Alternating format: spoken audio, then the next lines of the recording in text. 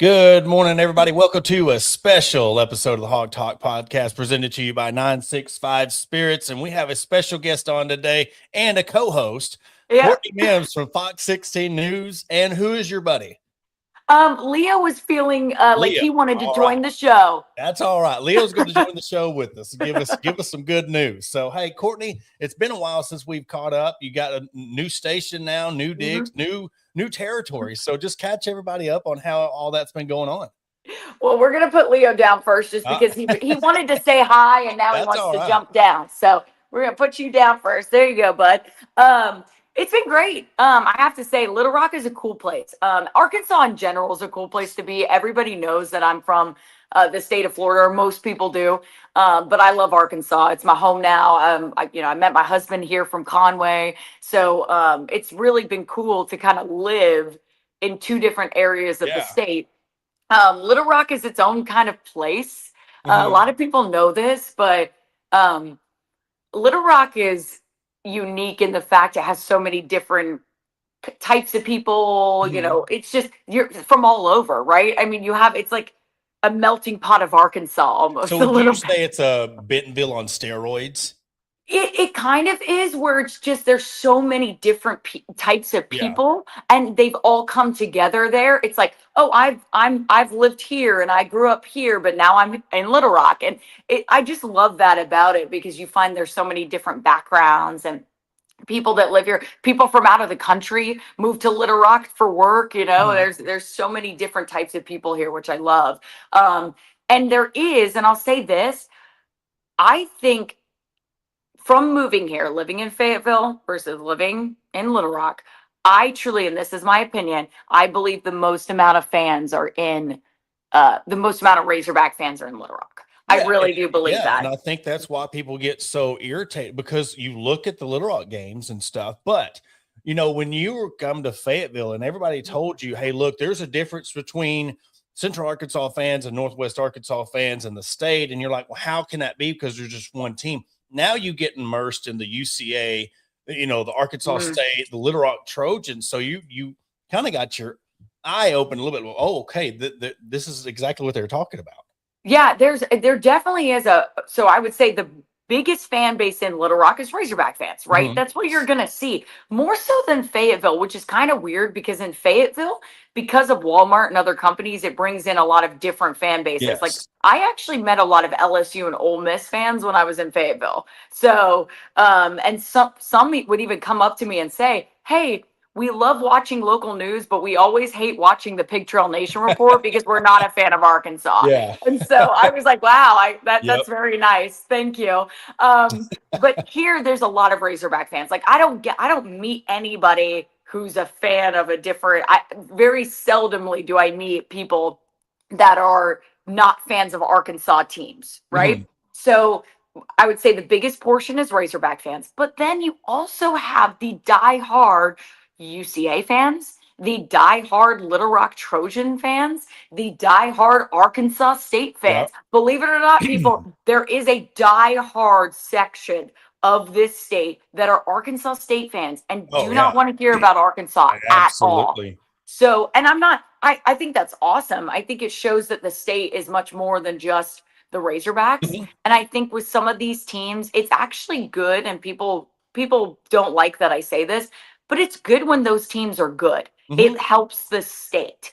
I know you may not be a fan of UCA, you may not be a fan of the Trojans, you may not be a fan of Arkansas State, but when those teams are good, it does look good for the rest of the state. It helps sports in the state. Even go to the D2 level in Harding, and then you have one of the greatest rivalries in the country in Ouachita and Henderson. I mean, those get brought up, but yes, I mean, speaking of Harding, their success in their national championship, they've brought D2 football back. Because, I mean, back then when UCA was Tech, they had a rivalry. I mean, yes, you had it, but you had a Central Arkansas rivalry between UCA and Tech. It was heated.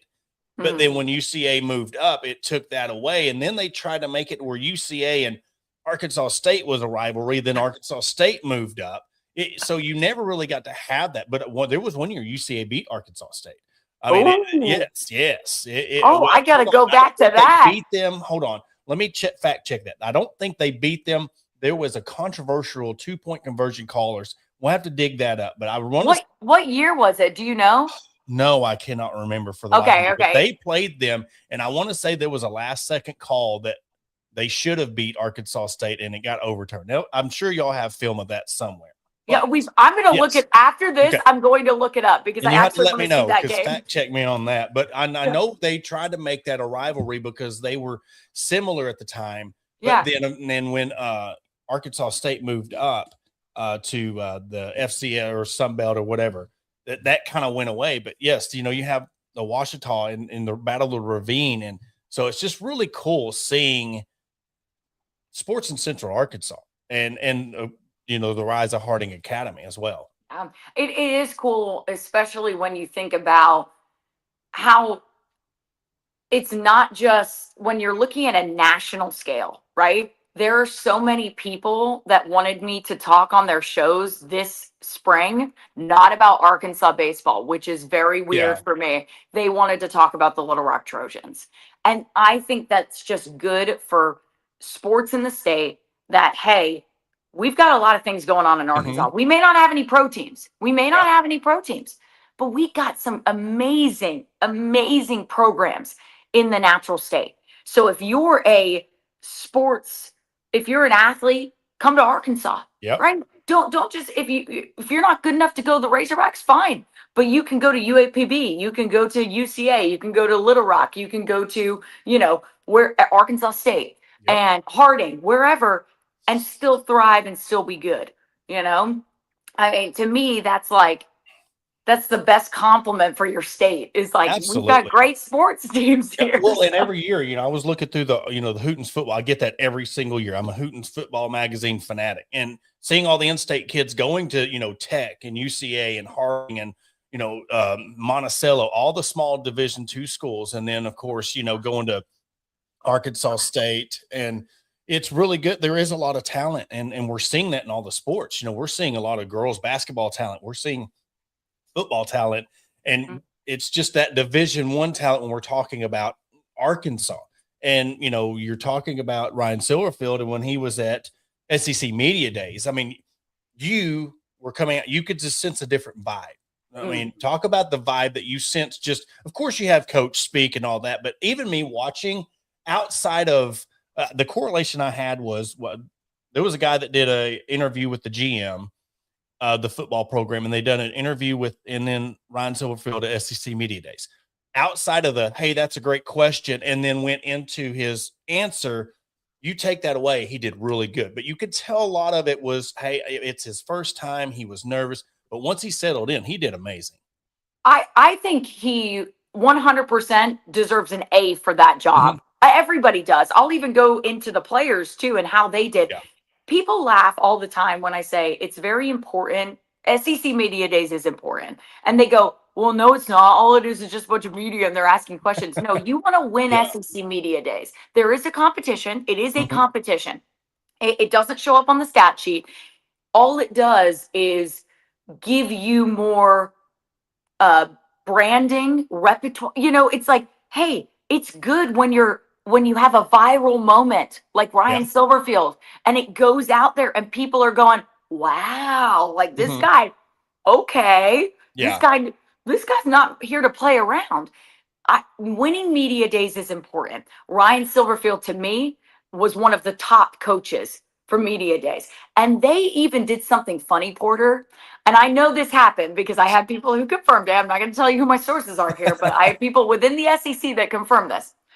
They put Ryan Silverfield on the last day with Lane Kiffin because they thought people wouldn't stick around for him if they put him on the last day with, a Jeff Levy. Well, we knew that was, absolutely. Yeah. So they put him with Lane Kiffin to be like, all right, stick around.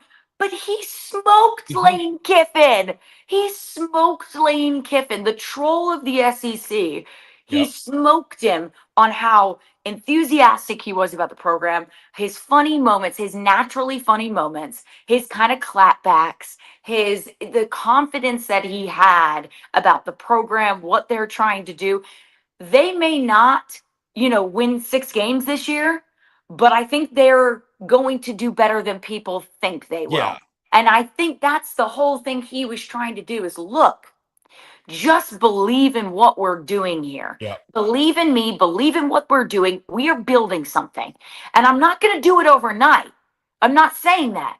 But I like the guys we have. I like what we've done. We have more buy-in than we did. But I've had to go in day one. I had to go in and change the light bulbs. Day one, I had to go in and paint the building. And if you're a Razorback fan and you weren't mad about those things, hearing about those things, that the lighting was bad in the facility, that the paint was chipping, those things matter. The little things matter in recruiting and how your players come into work every day. Yeah. Those things matter. Quincy Well, yeah, Rhodes. you're in the SEC. You think about it. Yeah. I mean, you have these players that are having freaking massage chairs put in their lockers. I mean, the game is stepped up, and these kids, of course, money is end all be all. We just you could put that in its own compartment, but outside of that, you're an SEC because again, I don't care if you're picked to finish 16th, you're still considered an SEC program.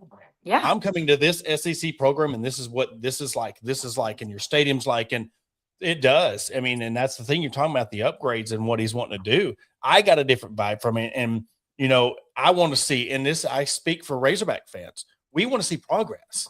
We don't want to see a world burner year one, because then you look back at Brett Bielema and Sam Pittman. They had these one burner years, and then we went right back to where we were. We want to see progress and continued progress. And I think if everybody gives him a chance and he can get the NIL support, which we'll talk about that here in a second, but if he could get the NIL support and get some of these players in, look what Cal's done with just getting people here. You have the money and you're going to get the talent, and then the success will come. You have to follow that path. And if he can follow that path, then the 10% that's always negative, maybe you get half of them, and then you just have a good fan base to build around. Yeah, because right now you think about how the fan base feels right now. Right now, look at yourself. You're watching this, you're a fan, right? Think about how you feel right now. You're probably thinking to yourself, I don't know. I'm not sure. I don't know if I can buy in because I'm not sure right now. I'm excited, but maybe not. I'm waiting for basketball season is what I get all the time, Porter. Yes. Courtney, I'm just waiting for basketball season. Okay. I get that. I'm with you. I'm a basketball girl as well. But think about how you feel. Now go look, if you had $1 million, $2 million, $3 million, you're a CEO of a company. Those people feel the same way. How? Absolutely. And now they have to put a dollar sign on it. They have to give their money and say, okay, hopefully you do something. Better yet, how many people you think's already looking to next year? Yes. They're not even, they're looking at this year as a what, like me, because I'm being realistic. Yes. I wanted to come in and see progress, but yet I know it's going to take time. You're not going to do the anomaly that Indiana was, because you don't have James Madison coming over and now being Indiana. I want to see him do progress. And I'm looking, okay, if we could build on this, you talk about all in. I'm not saying I don't believe in the guy, but I'm looking at 27 to be like, okay, I can see something going here. Yeah. And a lot of people too are looking at the class of 2027 recruits and guys that they're targeting, and they're going, ooh, that's going to be we can see the buy-in. Yeah. Well, and I get that. I'm not hating on anybody who's done that, but don't just completely, the biggest thing is that this team still needs your support. This team still needs you to go out there and care. And I know that's crazy to say, but it's like when I talk to Braylon Russell and Quincy Rhodes and these guys and Caden Kittler and these guys, they still want to see that fan base. They still want to see the Razorback faithful show up and give them support. Because if you want him to even win a couple of games this year, more than 2, they're going to need you as well, right? Absolutely. They're going to need the people on board. And that's what Ryan Silverfield was tasked with at media days, is not only speaking to the media. Do you know who he was speaking to? A lot of the time, I think it was a message for the fans. I think it was to everybody, Courtney. I think he was talking to us. I mean, and not you. I'm talking about us, the people who. Me and Adam, we're vocal, but we're gauging this team on what we see right now, and that's how we do things. And we've always been that way. So yes, if they reel off 6-7 wins, I'll eat crow and praise the man, because we know what that means. Yes. But when we look at the schedule and we're talking about changing people's perspective, I think, how Razorback fans are. I think if, let's just hypothetical, they do beat Utah, You're still going to have your doubters because, well, they're just going to get blown out by Georgia the next week. So let's wash that out. On this schedule, and let's go A&M, Tennessee, Vanderbilt, Missouri. Of those games, which one do you think? I mean, you look at some of these wins, what's going to start piquing somebody's ear? Is it going to be the A&M? If they beat Tulsa and then beat A&M, do you think that is enough of a trigger to get people like, okay, we're on to something? I think yes and no. I think people are still going to be, like you said, a little bit gun shy, I guess, right? Of giving their support to somebody that is in their first year. I mean, there's still people who I posted some of the things he said after media days, and there were still people that said, I don't know. I don't know about him. I don't know. And I'm going, okay, if you still don't know, nothing he says is going to convince you. Exactly. Nothing he says is going to convince you. So he's going to have to win. That's a tall task. But once again, we're talking about a schedule. And I feel like we say this every year. The hardest schedule. Yeah. It's the hardest schedule. It's like baffling when we have these SEC network personalities that come up and go, why are we always saying that Arkansas has the hardest schedule of anybody? It feels like every year. I think it's low hanging fruit, and I think it's the easy thing. But I mean, honestly, when you can look at the schedule and you're looking at names, if you're looking at names, you're like, oh my God, that's the hardest schedule. But if you look at that 4-game stretch, I mean, outside of Missouri, but I mean, that's your trophy game. Yeah, Vandy, don't know anything about them. No. Auburn, you don't know anything about them. South Carolina. So 3 of the 4 games right there, those could be 3 wins on top of it. If you beat Tulsa and North Alabama, there's 5. And everybody, if you even sniff the word 6 wins, they laugh at you. So that's where the thing is. Like, you got to be careful. But when you look at it in reality, you don't even know what Texas A&M is going to be. So when I talked about that A&M game, because a lot of people when they go back to that Texas game back in 21, they put that as the stamp. But Ty Richardson brought up a great point. It was that A&M game that really was like, okay, things are different. We won the A&M game. If you win the games that I said, and I'm including Utah, and you beat that A&M team, now you're 4-1. Yeah. Yeah. I mean, I think it would make people turn their heads and go, wait a second, are we not giving them enough love? You're certainly going to have people in the national media going, wait, we need to pay attention to Arkansas. Yes. That's going to, here's what I think that will do. More so than totally bring the fan base on board, because I still think you're going to have haters. I really do. I think Ryan Silverfield faces an uphill battle. I think if they started off and, even if this is crazy, but even if they beat Georgia, you're still going to have people that go, oh yeah. Yeah, that was a fluke. Yep. That was a fluke. Georgia was bad that day. Georgia had people hurt or whatever. And, whatever happens, they're going to make excuses for it. I think you're going to have people, if they go into that and they're 4-1, I think you're going to have people go, in the national media, Arkansas needs to be a little bit more respected than they should, than we did give them any respect going into this season. Now they're demanding that respect. So another thing is too, when I'm looking at this year's schedule compared to a couple years ago, you're talking about that PTSD. You're talking about the fans where they can start on that because they're used to this 3 to 4 game stretch down the end that they just fumble. But if you look at the end of the schedule, I mean, you got Texas and LSU to end the season, but before that, you got that 4-game stretch that I talked about with the, I'll even throw Tennessee in there because they played Tennessee hard. So you got Tennessee, Vandy, Missouri, Auburn, South Carolina, and then you don't have this 5-game gauntlet of a stretch that, okay, we could start off 4-0, but man, that last game is just, there's no way we're going to pick up a win.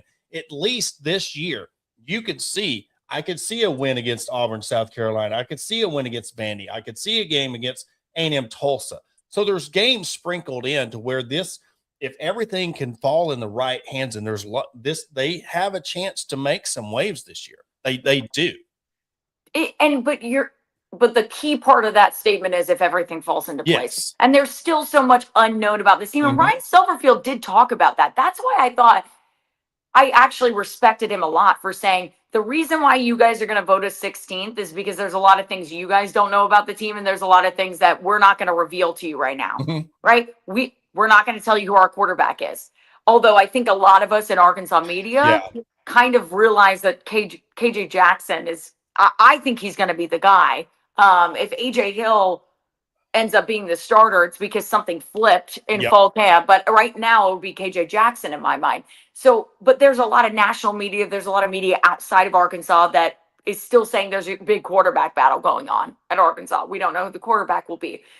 We don't know anything about the wide receiver room. That's what people outside of Arkansas are saying. You know, there's a lot of unprovens besides a couple of the things they're talking about, which is the running backs room. Okay. Yeah. We feel pretty good about them. Okay. And then also you've got Quincy Rhodes on that defensive line, anchoring that defensive line. What's the secondary going to look like? There's a lot of question marks. And I'm not saying this as in we don't know this within Arkansas media. We're covering the team every day. We have guys that we're excited to see that we think, okay, he's promising. But when you have 42 new transfers, which by the way, if you didn't know this already, 42 new transfers, that's one of the top amount of transfers in the Power Four. That's literally, because I think he said something about 80 new players in total. Yeah, 80 new players in total. Yeah, absolutely. That's insane. Yeah. And that's insane. I'm pretty positive, and everybody in the comments, fact check me if you want. I'm pretty positive that leads the SEC. I'm sure that leads the SEC. I'm pretty positive that leads the SEC. So what is that to everybody else? That's unknowns. That's unknowns. You don't know how they're, even if they did well at their previous schools, even if they look good, if they're ranked high in the transfer portal, we don't know what it's going to be like with them on this team. That could be a good thing for Arkansas. I think that's a good thing. You're playing with house money. You're playing with house money. And you're flying under the radar a bit. Right? People are going to, what's Georgia going to do when they come to Razorback Stadium? Overlook the Hogs. They are going to overlook the Hogs. That's a good thing. That's a good thing. Every other team, now we're talking if they're 4-1, they're not going to be overlooked anymore. But other teams right now to start off the season, I think it's a good position for Arkansas to be in. They're overlooked right now. That's the biggest thing is the defense, because I think last year plays into a lot of it. You have a top 5 offense and you go 2-10 because of the defense. So, and I even said it myself last year. I was like, well, I know where all the 20 million went. It went to the offense. You can see that you bought half a team, but that's what it's taking in the landscape of college football. So when we're going, yes, we know Quincy Rhodes, we're hearing some names here and there, but we've been proven that you could have an all-world offense. You could have your running backs back. You could have your set quarterback. What's the offensive line look like? Okay, if they're better, you could even have a better offense, but everything's going to fall on that defense. Oh, absolutely. And you throw in a new quarterback. Hey, this brand new quarterback, can you go score 40 points a game? That's the biggest question. You are exactly right. You hit the nail on the head. Because for me, when I go in and talk to people about this team, they want to talk about the offense from last year and everything that happened last year. And I'm like, look, guys, this is a new team. Like, we can go talk about last year all we want. We can go talk about how they were the worst, best team last year. I say that all the time. The worst, best team. Because you go down, and we've talked about this, the close losses. This could have been a totally different year. This could have been a totally different season. And maybe Sam Pittman would still be here if they had that. I don't know. We'll use this famous line. I don't know. We don't know. But you're exactly right. This defense was so bad last year. Like, you had the bright spots of Julian Neal and Quincy Rhodes Jr., and everything else was pretty bad. And the offense carried a lot of weight. But that weight got too much for them. Why? Because then they made mistakes. Because what you do when you overload guys like that, that's when mistakes happen. And the defense wasn't there for them to pick that up and to say, hey, we got you. When your margin of error of being on the offense is we got to score every time. You know, it's the margin of error. I mean, and then you get defeated, and you've seen the decline. But it's been like that for years. It just seems like under Pittman, it just seems like there was nothing there was no halftime adjustments. There was nothing to where second half of the season, you just seen where they just started giving up because something always was going wrong, whether it was the offense or deep. It's something just has never clicked. And I think that was the biggest criticism for me with Pittman was he's a good spokesperson, but I've heard too much on the inside of just, there was no camaraderie. It was either offense versus defense or coaches versus coaches. And that's what I think with Ryan Silverfield coming in fresh, and you're talking about what it could have, should have. I think everything happened at the right time. It was time for him to go. We know that it happened. Hey, he's living comfortable on Lake Hamilton right now. Awesome. And that's great for Kudos, him. because he did come in and do some good things, but it's one of those, he got us to that peak. And I think once we got to that peak, then we should have let somebody take it. It's almost like you build a business and you can only get it to level 3, and that's your peak. Let somebody hand it off and take it to 6. Look what we did with basketball. We've got Musselman. Yes. He got us to 3. Now Cal took us to 5. This is my comparison. And people don't like it, but I truly believe it's my best comparison with Ryan Silverfield. I think Ryan Silverfield is like an Eric Musselman, where he comes in, people are cautious about, because people were a little cautious about Eric Musselman. They were like, okay, all right. Like, they liked him, but they thought they could get someone better, right? Arkansas thought they could get someone better, or Arkansas fans thought they could get someone better. And Eric Musselman comes in, he gets the program back in the spotlight to where they're getting to Elite Eights, they're getting to they're getting to Sweet 16s in the tournament, where people are going, whoa, Arkansas, oh, whoa. That's what I think Ryan Silverfield can do for this basketball, or for this football team. Is very similar to what Eric Musselman did for that basketball team.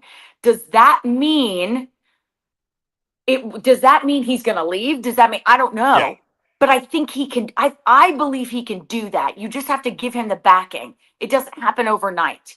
That's what I think. Comment Will makes. I mean, it goes to that margin of error. He's talking about Must took him further. Need my glasses. Absolutely correct. He's thought Must has taken us further at this point than Cal. He has. But here's the deal, and I'll make the comparison. The margin of error for Coach Cal is way higher than Musselman. He has to. I mean, to me, Sweet 16s, he can go to Sweet 16s every year. That's not good enough for me, because his margin of error, he's proving with all this talent coming in. It's almost like saying Dave Van Horn not going to Omaha. If you're not going to Elite Eights and Final Fours, I mean, that's what we're getting with Cal, and that's what our expectations are. So I get that comment. I mean, absolutely correct. I get that too, Will. And I'm not saying that we could have a totally different conversation about expectations for basketball, and expectations for Coach Cal now. But here's the thing. I like that people are Arkansas with Coach Cal he's given the program a platform where it's like they're not underestimated tier. Yes. It's like Arkansas is just suddenly, Arkansas basketball, we have to watch if they're on. I have people who don't even care about Arkansas that are tuned in because of Coach Cal. Yeah. So that's huge for branding. That's where I'm like, this is big. However, I agree with you, Will. If he don't get to a Final Four this year, I'm gonna be a little confused. Is that a good word? I'll take it a step back, because if you get to the Sweet 16, I'll go Elite 8, because look, Elite 8. Elite 8 is that where you need to get past the Sweet 16. But I'm telling you, once you get past the Sweet 16, it is luck. It's a crapshoot, and it's a draw. You never know, and it is hard. Now, if it's consistent, he's getting us to the Elite 8. I did it like Musselman. Musselman got us to Elite 8, and I'm like, okay, that's awesome. Then he got us to another Elite 8, and I took that it's the fact that the expectations. Now let's see if he can build on that. But it's the fact with Cal, I need to see Elite 8s. But we know from that point on, everything, it's like Omaha. You can get to Omaha, but everything after that's a crap. It's so crazy. Much luck. Yeah. So I don't ever judge, like Dave Van Horn. I do not judge him because he's never won a national championship at Arkansas, because unlike any other sport, you don't have your star players every time. You can't throw Kevin Kopps every single game like a quarterback or a basketball. But no, Will, you're good. We went on a rabbit hole. But hey, we're good, man. I appreciate it, Will. I appreciate the commentary. Yeah. But no, I mean, but it gets back to Ryan Silverfield, is the fact that the comparison is we want him to get us to the fact where, but if he continues building up, let him build up. That's what I'm saying. And then if he plateaus, we have to, as a business, because you got to look at college athletics as a business now. You got to be man enough to be like, okay, we got to 8 wins. Now we're 6. Now we're 5. Now we're 6. We're leveling out now. We got to pass the torch. You can't let this thing get back to the 2-3 win point anymore. You can't do that in this landscape of college football. You got to pass the torch. No, and especially when you're talking about, and I hate to say this too, an SEC program, you've got to be respected. It's a league where pretty much now you've got a lot. I mean, Vanderbilt was the laughing stock of the league, and now you can't really laugh at them anymore. You really can't. You still have to, no matter what happens this year, they're building something over there. They have the donors, they have everybody on board. They're like, all right, we're going to care about football. We're gonna do a very important year because I've judged, post Pavia. What do you do with you have the money? Now let's see what you do past that. Exactly. And I'm looking at this year. I've said this a couple years back, and I'll say it this year. This is a very important year for Arkansas to prove we're moving back in the right direction. Not saying you got to win 6 years, but it's the fact, can you show that you can build this team up to where we can make a bowl game, see what kind of talent we get, and then build from that. But if you come in, and again, I'm going to 27, if you feel like it's too much for you, because look, it's a dog eat dog world in the SEC.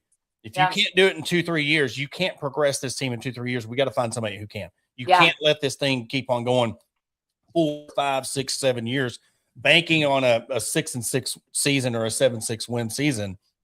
I mean, I think I'll be honest with you. If you look at what Indiana did, it proves that having a good coach, having good leadership, and then having backing, what it'll do for your program. Yes. I don't think Arkansas, and this is crazy. People are going to hate me for this. I don't know. Arkansas's not, they have the backing. They have people with money. They have people who could jump on and do what Kurt Signetti did at Indiana. But you just have to have the people bought in. You got to have them believe. Yeah, I tell everybody, anything successful in life, you got to have two things: support and drive. You got to have the drive to do it, and you got to have the support system.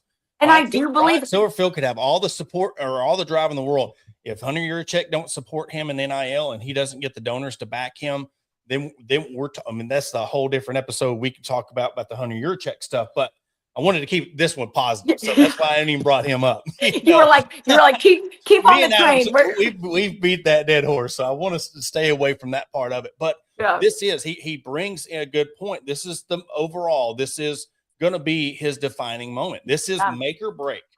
Can you show? And again, I'm not saying win 6 wins or it's over for him. I'm saying, can you say that you've put your ego aside? Can you say that you've put everything aside and you truly want to build this athletic program? Because it starts, I mean, this has been the most lackluster outside of SEC media days where you talk, but with Arkansas baseball ending soon, if they don't make it to Omaha, it really sets Razorback fans' mood back a month. So now where you're looking at, man, what do we got to look forward to? Basketball in October. So so if they start getting into believing and feeling more excited about football season, look, 21 is the perfect example. How crazy was it on campus, Courtney, in 21 during that Texas game? But you had softball, you had women's basketball, you had football, volleyball, you had all these soccer, you had all these programs doing well. And I'm sorry, that's where I give him the most criticism, is everything fell apart because there was no NIL support. They had all these programs that built success up, and they did not give them the support to continue, because you look at all the players. Somebody asked me about volleyball. You had Taylor Head and Jill Gillen. Taylor left for Florida State to play beach volleyball and got money. Women's basketball lost 3-4 All-Americans because of money. None of them were able to stay stable and build because they didn't have the support. And now we're in this pickle where you've only got one program to worry about. And also basketball on lock. Dave Van Horn's got baseball on lock. Just get the football program going, and everything else will take care of itself. It will. When your football program is good, it's a trickle-down effect. Yep. Instead, they're trying to do the trickle-up effect, I guess, where every other program is good and somehow it's going to affect football. I don't know. That's not a real thing, so don't quote me on that. But it goes to each niche fan base. I mean, baseball has a different fan base than basketball and football. I mean, basketball, football, they're kind of joint, and you'll have some that trickle over into baseball. But baseball has its own following. They have their own hog pen, I would argue, Porter, that basketball does too. Okay. They're like, I mean, look at Marsha Martin, right? Yeah, one of the big donors for basketball. I don't know how much. I'm not saying she doesn't. So if she does, let me know, Marsha. But I don't see her much in the baseball or the football scene. Yeah. But I know she cares about basketball. oh, I know she Well, with loves them prices basketball. that she might only can afford one sport. And we've seen these prices. I mean, I hate to say that, but like inflation, where the economy is, Yeah. it's like, I mean, literally, I can't even afford to put my name on the bathroom door. We've seen the menu. We've seen the list, Listen, I look at some of these prices and I'm like, maybe one day I'd love to like Yeah. give NIL for a basketball player to say that I contributed, to say that I no, Yeah, the there would hog be, talk Coke machine, something like that. I mean, even if I can just get our hog on the vending machine, something to where we could say we support something, yeah. something. It would take a lot of money, but I do think there's these pockets. And Ryan Silverfield, that was the other thing, Porter. And I love that he said this because I've been shouting it from the rooftops for everybody nationally that thinks Walmart is our biggest donor, that Walmart comes in because why Yeah. isn't Arkansas good? Because they have Walmart. No, we don't. Ryan Silverfield literally said it at SEC Media Days. How do we get Walmart more on board? How do we get JB Hunt more on Yeah. board? I've been screaming this from the rooftops for since I've been here at Arkansas. I'm like, hey, Walmart isn't like really a player, and everyone's like, Yeah. no, they are, no, they are, and I'm like, My no, they're biggest not. thing, the rebuttal to that is, and this has been, and I know I'm not going to go deep down into it. I'm not going to get too negative, but a main point of that, what really turned me off from Hunter Yurachek was 2 years ago when he stated at the Little Rock Touchdown Club, he said the same thing about Walmart.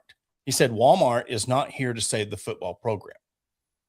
I get that if you can't get them to buy on, but the very next week, Walmart and Tyson was on the stadium, and that rubbed me the wrong way because why are you telling the fans they're not here to save your football program, but we take their money and put it on the stadium at a time where it was crucial, where you could have used that for an NIL package deal, or you could have done something.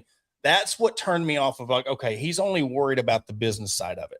Just like with Carlton Sappa and the Razorback raffle, and they wanted to do it at no cost for NIL. Yeah. Well, they struck it down. They started the Razorback raffle, but it all goes to the Razorback Foundation.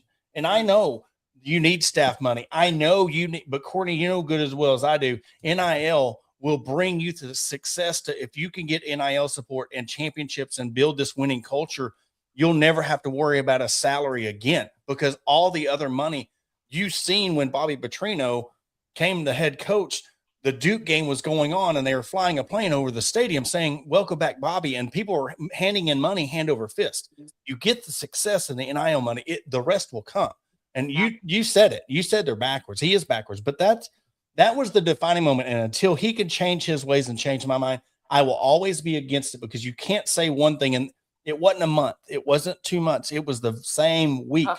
They announced that Walmart and Tyson was on the stadium. And I'm like, that did it for me. And that's where I am with that. Yeah. And I honestly, I'm 100% with you. I just, it just gave me some validation when Silverfield said that at Media Days. Oh, yeah. Because somebody called me after he said that and said, wait, Walmart isn't like that much of a player. I've been saying this. I've been saying this. And the other thing I'll say too is while NIL is the biggest thing you need to worry about right now, right? That's the number one. You can't forget. And this is where I think it gets a little bit more nuanced, and where fans, you've got to look, this is my budget minded self. Like I should, work in a front office somewhere. You can't forget about facilities. Oh, and absolutely. You can't forget about the upkeep of those facilities. People wanted new lights at Razorback Stadium, right? People wanted that for years. Yeah. We got them. We got them. That shows that they're getting money. That shows there's a buy-in somewhere, right? That because they were able to do that. Quincy dropped in our interview. You can go watch it right now. I think I asked him maybe in the midway point what excited him this off season. Just a day, what excited you about the off season? He goes, this might sound like a silly answer, but the upgrades we got in the facility. And go listen to what he says there. We've gotten new tech. We've gotten big monitors in the practice facility that are really cool. He goes, we've gotten new equipment. We've gotten, he said, we've gotten new athletic trainer stuff. He's like, everything they do now is more advanced. We've got to care about that too. Yeah, absolutely. Because and that's what Will was talking about. There's a difference between NIL and I understand. And that's why I'm saying package deal. I'm not saying every bit of the Walmart money should have went to NIL. I've never said it. It's just, hey, look, we need some NIL support. We'll do this. I'm just going to throw a $15 million number out there. Okay. We need $5 million of this for the NIL. $10 million. We'll put your name all over the stadium.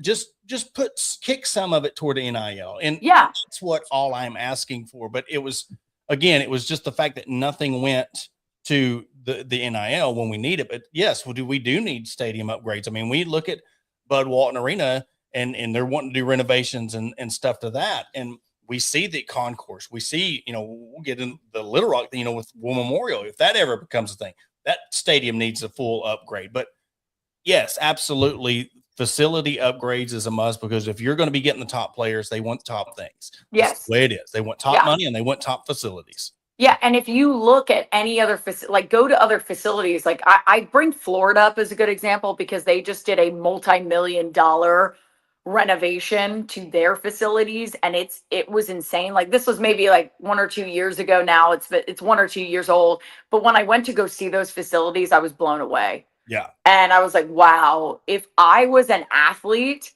this is incredible.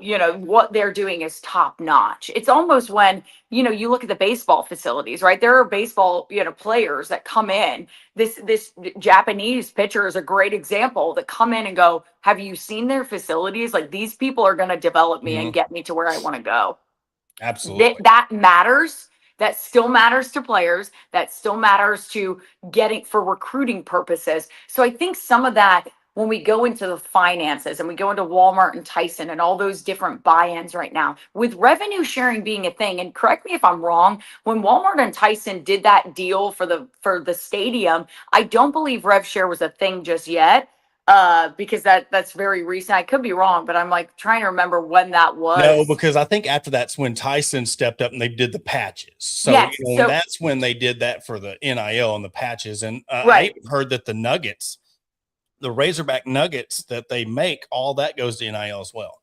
Okay, well, see, that's awesome. And those can specifically go to NIL right now because rev share is a thing, right? Yes. Before, they couldn't go to NIL. They couldn't pay the university and do those things. That had to go to the Razorback Foundation to, upkeep all the facilities and things like that. It couldn't go specifically to NIL. Now with revenue share, they can funnel that money, obviously, with paying the players legally. They can funnel that money in. So I think we're going to see a shift, because it is legal now, I guess, for the university to pay your players. Not saying that they didn't do that before, just saying it was a little bit harder for them to specifically allocate the funds there, without you specifically giving to like Arkansas Edge, right?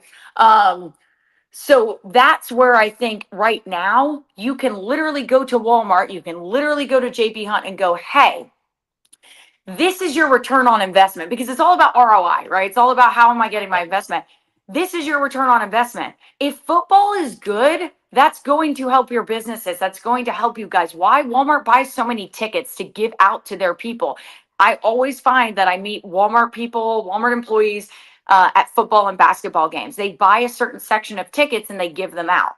That's what they do. So if the teams are good, right? They're good teams. That means that your employees will want to go to those games, will want to live in Bentonville and go to those games. It's a trickle down effect, right? Yeah. So that's my return on investment pitch to them. It will make the entire area better if this football team is good. It's the only thing going on in town.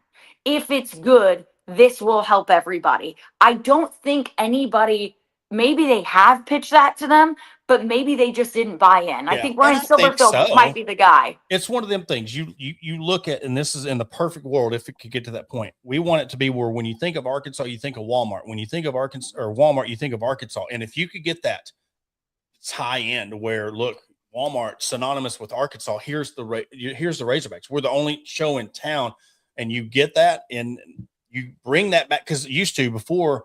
Walmart really blew up and went international. I mean, it was synonymous. Walmart's Arkansas. Arkansas is Walmart. And if you could get that and then bring in your JB Hunts and your Tysons, all these three companies that started in Arkansas, you bring that back to where it's the natural state. These three companies come out of Arkansas. So it's good. But we'll wrap up with this.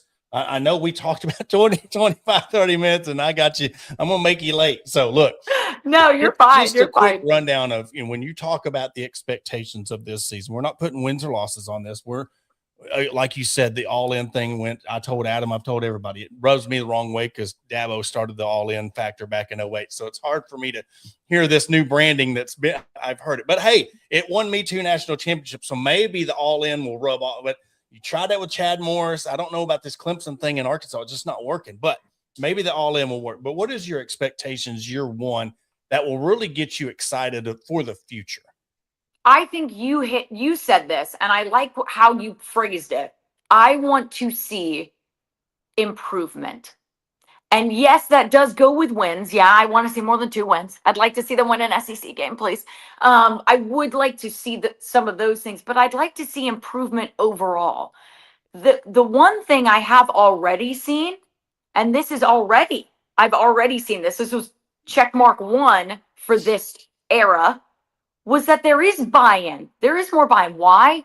We got stadium lights. We got new stadium lights, new equipment in the facilities. Oh, and by the way, they did keep Quincy Rhodes Jr. from going to the draft. Yep. That took what? Yep. Money. Now, I'm not saying he did it for the money. No, he wanted to come back, but they had to pay him too. He's not going to do it for free. So there was buy-in. KJ Jackson coming back. He's not going to do it for free. Braylon Russell coming. They're not doing it for free. So that shows some monetary buy-in. Okay. That was step 1. That impressed me. Step 1, check. You've got more buy-in. You need more, but you've got more buy-in. That's great. 2 is improvement. Seeing improvement on the field, seeing this team, the culture shift. Because you're right, Porter, you're right. The culture was not good last year. I've talked to several people about that.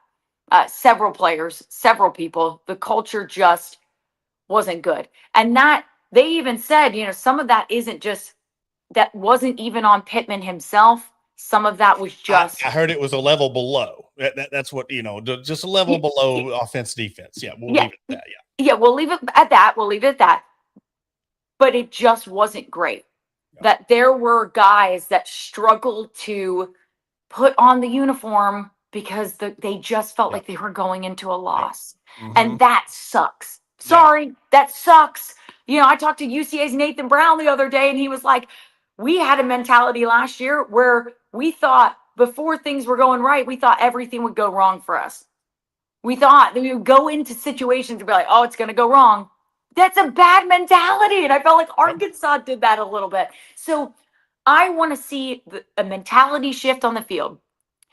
If you can show me that in those close games, I'd like to see them win a close game. I'd like to see it turn and flip for them, because that's going to show me something's changing. Doesn't have to happen all the time. Weird things happen in sports. But if they can win a close game or 2, I'm going to go, something's different. Absolutely. Because you look at the buy-in, that leads to less penalties, that leads to less turnovers, and that leads to more wins. You look at how many games you've lost because of penalties and turnovers. And I know those are small things, but that goes to the grand scheme of your coaching. A lot of people say that's not coaching. It is, because it takes discipline. It takes buy-in. It takes people to not jump off sides. It takes that focus of, I don't want to disappoint this coach. Again, then you have less turnovers, less all this, because you turn the ball over, you're like, oh, I'm just going to go to the sideline. There's no repercussions of it. Now, if there's accountability and repercussions and respect and accountability, you're going to change 3 of those things. And if those 3 things lead to 2 more wins, we're sitting at 5, maybe 6 wins. Yeah. So, but it's always great to have you on. I love having you on as a guest. We'll definitely chop it up during football season when you have time. So congratulations to your new gig. I'm glad you're loving it down there. Married now and all that. You're growing up on us, Courtney. I'm sorry, y'all. I mean, I love it. Y'all know that I love Arkansas. It's like crazy. Yep. I mean, I almost feel like, and I'd say this all the time, the Razorback fan base kind of adopted me when I got here. Yeah, absolutely. Which I love and I'll always be grateful for.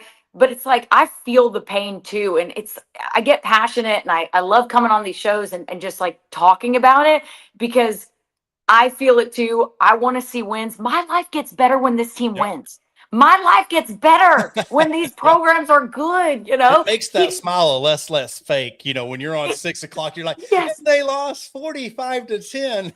Like, there are sometimes, guys, when last season, I didn't want to talk about it. because it just hurt me. Like it physically pained me to get on there and go, another 1-score loss. Yep. You know, so anyways, Awesome. but yeah, I love good. coming on. Yes, ma'am. Well, that will do it for this special episode of the Hog Talk Podcast. For Courtney Mims, I'm Porter Hayes. Again, this is going to be we're going to come back the following Sunday. School closed shopping this weekend for me, so no Sunday show. But Courtney, again, thank you for coming on. Hope everybody has a good week, and we'll catch you next time.